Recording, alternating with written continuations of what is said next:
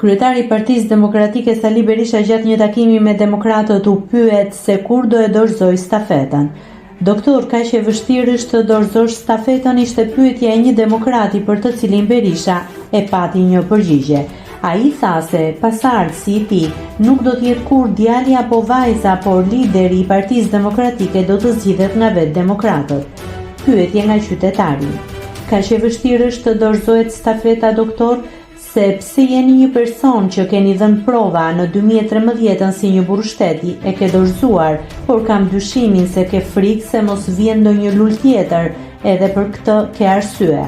Berisha, të them me sinqeritet, të vetme gjë që nuk mund ta bëj kurrë, pasardhësin, nuk është reale. Nuk kam ndërmend të lë pasardhës as vajzën time as djalin tim.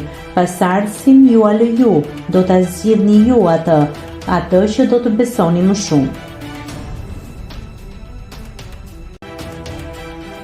Nëse klikoni mbi butonin subscribe, do t'ju shfaqen të gjitha publikimet tona. Ju ftoj t'i bëni subscribe kanalit, të pëlqeni videot dhe të lini komentin tuaj.